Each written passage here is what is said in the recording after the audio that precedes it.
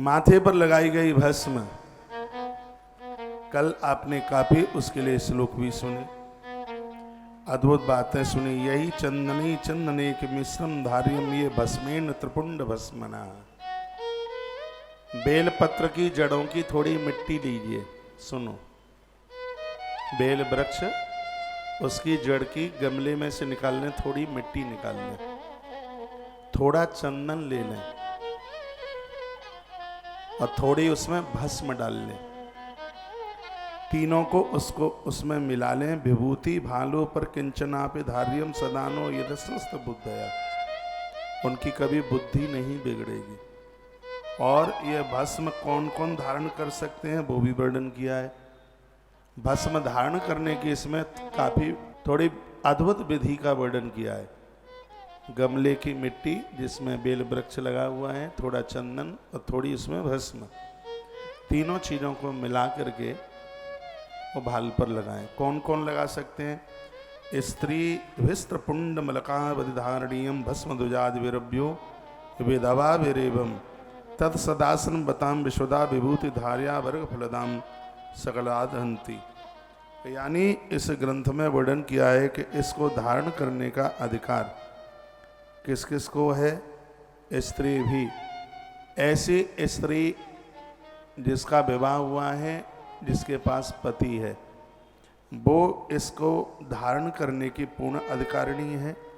विधवा एवं ऐसी माताएं जिनका पति दुनिया छोड़ के चला गया है, जिनकी मांग में सिंदूर नहीं है, वह भी रुद्राक्ष त्रिपुंड और भस्म धारण करने का उसे पूरा अधिकार है। छोटे बच्चे, कुंवारी कन्याएं, चारों वर्णों के लोग, वर्णन किया गया क्षत्रिय वैश्य कनिष्ठ, पतित होने वाला व्यक्ति भी जिससे दुनिया भर के अपराध हो गए, ब्रह्मचारी, गृहस्थी, वानप्रस्थी, साधु, ब्राह्मण, क्षत्रिय वैश्य कनिष्ठ, पतित, ये सब भस्म और त्रिपुंड धारण करने के अधिकारी हैं। क्योंकि जिनसे जो भी कोई अपराध हुआ है, भस्म धारण करने से संपूर्ण पाप जल करके राख हो जाते।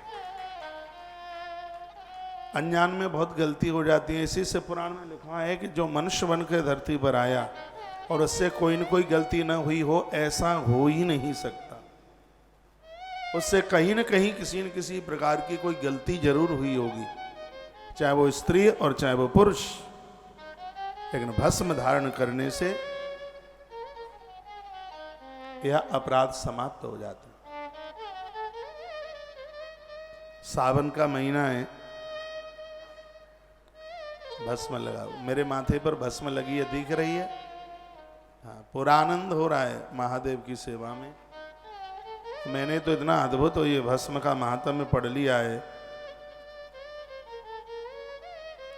इसकी महिमा में जो अद्भुत जो बातें बताई गई हैं, दूसरे का धन मार लिया, दिया नहीं। हमारे पूर्वजों ने, आनंद की बात देखो, भस्म तुम लगा रहे हो और कष्ट उनके हरण हो रहे हैं जो मर के ऊपर चले गए।